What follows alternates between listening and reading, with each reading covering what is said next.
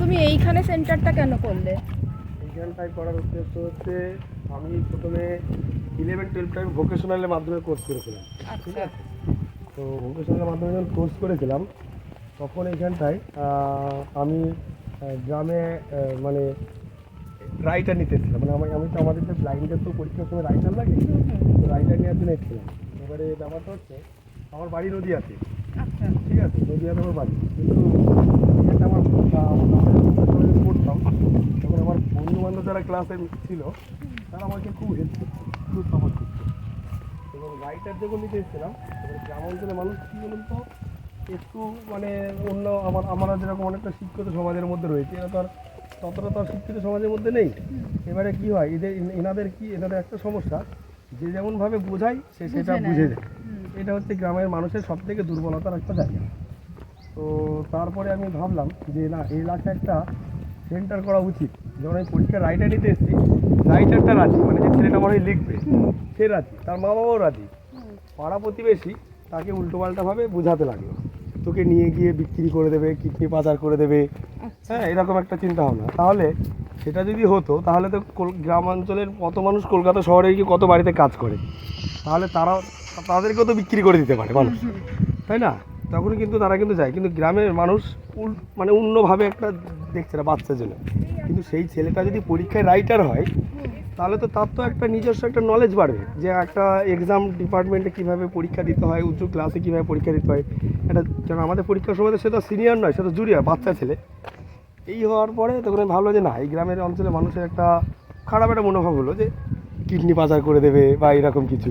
আমি তো বললাম না, তাহলে এই গ্রামের মানুষের একটু শিক্ষার দিক থেকে একটু পিছিয়ে আছে। তারপরে আবার করোনা পড়লো। করোনার সময় তো চারিদিকে স্কুলে অনলাইনে স্কুলে ক্লাস হতে লাগলো, কিন্তু এদিককার মানুষের কাছে মোবাইল তো অনেকের কাছে নেই, আবার অনেকের কাছে যার কাছে মোবাইল আছে হয়তো অনেকের কাছে রিচার্জ নেই। আর এখন তো মাধ্যমিক উচ্চ মাধ্যমিক পাস করলে এখন স্কুল থেকে মোবাইল দিচ্ছে, তাই এখন ছেলে মেয়েদের কাছে এখন হাতে হাতে মোবাইল, এখন গ্রাম বলুন শহর বলুন সব জায়গাতে এখন বেশি হয়ে গেছে মোবাইলের দিকটা। তারপরে ভাবলাম যে না, তাহলে এই এলাকায় একটা শিক্ষার দিক থেকে এরা পিছিয়ে যাবে ছেলে মেয়েগুলো, আমি এটা মেনে নিতে পারবো না। তারপরে আমার বন্ধুকে বলা, তাহলে একটা কাজ কর। আমার তো অ্যাকচুয়ালি কাজ চলতো 2017 সাল থেকে, ব্লাইন্ডদের নিয়ে করতাম, এদের নিয়ে এডুকেশনের উপরে করতাম, যে ব্লাইন্ড ছেলেমেয়েরা যারা হয়তো পরীক্ষায় রাইটার লাগে এদের নিয়ে কাজ করতাম। তারপর ভালো না, করোনার সময় এখানে একটা কাজ করা উচিত, তারপর করোনার সময় থেকে এখানে কাজ শুরু করলাম। তো কাজটা কি করো, মানে কাজটা কি করো, মানে তুমি? কাজটা বলতে আমার এখানটায় বাচ্চারা সব স্কুলে যায়, আর শহর অঞ্চল স্কুলগুলোতে কি হয়, আসলে তাদের গার্জেনরা তো যথেষ্ট শিক্ষার দিক থেকে এগিয়ে আছে, তাদের সঙ্গে অনেক টিচাররা দেখবেন খারাপ কিছু করতে পারে না। যেমন কী রকম, পড়াশোনা ঠিকঠাকভাবে গাইড করে, উন্নয়নের দিক থেকে গাইড করে, কিন্তু এই গ্রাম অঞ্চলের দিকে ছেলে মেয়েদের কী হয়, তার মা বাবা তো অশিক্ষিত, সেই হিসাবে ছেলে মেয়েগুলোকে যাচ্ছে আসছে পড়তে কোনো রকম পড়িয়ে দিচ্ছে চলে যাচ্ছে, যে তাকে যে স্পেশালভাবে যে তাকে কী আর নিতে হবে, স্কুলে কী আর নিতে হবে সেই দিকটা নেই। তারপরে ভালো যে না, স্কুলগুলোর সঙ্গে একটু কথা বলি।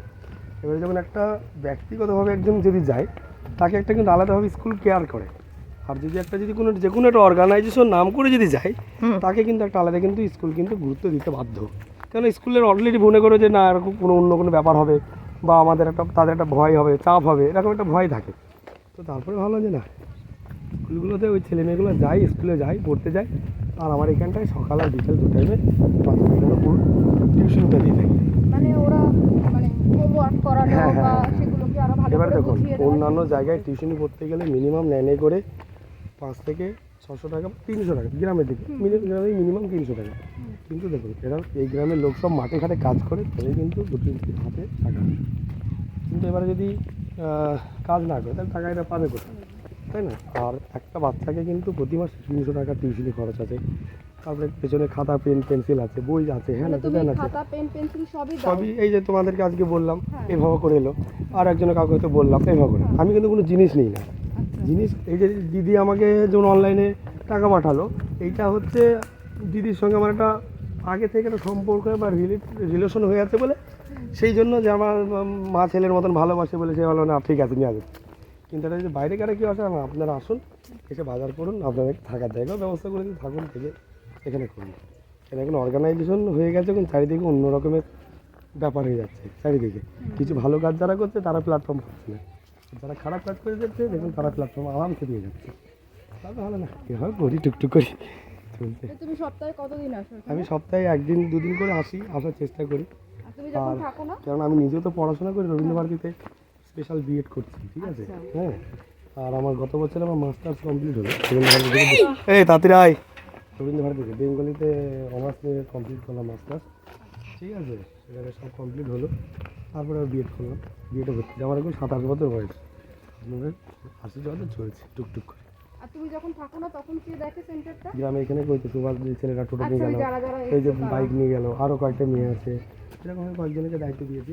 এরকমভাবে আমার এখানে যেরকম করে নদীয়াতে আমার বাড়িতেও সেম। আচ্ছা, নদীয়া তো এইরকম ভাবেই বাচ্চাদের পড়াও। নদীয়াতে প্রায় 350 বাচ্চা পড়াশোনা করে। এবার আমি আমার প্রথমে ভাবলাম আমি আমার নিজের স্কলারশিপ দিয়ে যতটা পারি স্কলারশিপ দিয়ে জোগাড় করি, আর কোনো জায়গা দিয়ে যদি সাপোর্ট পাই তবে হয়ে যায়। এই যেমন এই যে সাপোর্টটা পেলাম, হয়তো এবার আমি আমার স্কলারশিপের টাকাটা আমি নিজের কাজে লাগাতে পারবো। এবার যদি না পাই তখন বাচ্চাদের কাজে লাগিয়ে দিই। হ্যাঁ, বাচ্চাদের কিন্তু পুরোপুরি ফ্রিতে কিন্তু করি না, বাচ্চাদের কাছ থেকে প্রতি মাসে আমরা কিন্তু 50 টাকা করে টাকা, ঠিক আছে? কারণ ফ্রিতে কখনো যারা শিক্ষা দেয়, অনেকে বলে না ফ্রিতে শিক্ষা দিলাম, ফ্রিতে শিক্ষার কিন্তু কোনো মর্যাদা থাকে না, আমি মনে করি। তো শিক্ষা কখনো ফ্রিতে হয় না, তাই না দিদি? শিক্ষা হচ্ছে একটা হলো শিক্ষা। আমার একটা স্যার বলতো আমাকে একটা দক্ষিণা দিয়ে অন্তত পড়াশোনা করে। পুজো যখন আমরা করতে যাই দেখবেন ঠাকুর দক্ষিণা দিতে হবে, ঠিক আছে? তো ঠিক সেরকমভাবে একটা কিছু দেওয়া উচিত। তো সেই টাকাটা নিই, ওই টাকাটা ওদের কাছেই আমার কাজে লাগে। কোন ক্লাস থেকে পড়ে? আমার এখান থেকে 0 থেকে আপনার ক্লাস 10 পর্যন্ত। ও, ক্লাস 10 পর্যন্ত হ্যাঁ, পড়াও। সবাইকে আমরা গাইড করার চেষ্টা করি। মানে কম্পিউটারও পড়াও? না, কম্পিউটার কোনো আমরা অত বড় করে কিছু করতে পারিনি, সবে একটা টাইম হচ্ছে। আমার ছোটো থেকে আমার এই কাজটাকে ভালো লাগে। দিদির সঙ্গে তো বহুদিনের তোমার পরিচয়। বাড়িতে কে আছে? বাড়িতে মা বাবা আছে, বাড়িতে মা বাবা, দাদা, বৌদি, বোন ছিল, বোনের বিয়ে হয়ে গেছে, হাউস ওয়াইফ। আর মা বাবা সাপোর্ট করে তো? মা তোমার বাবা আমাকে কাজটাকে? সাপোর্ট করে কাজটাকে। গ্রামে যেমন আমার মা বাবা ওইখানটায় সব কিছু করে চলে। কষ্ট হচ্ছে না তো হাঁটতে? না না, দেখুন এরকম রাস্তা কিন্তু হেঁটে যান হয়তো অন্যান্য রাস্তায়, কিন্তু এরকম রাস্তা তো পাননি।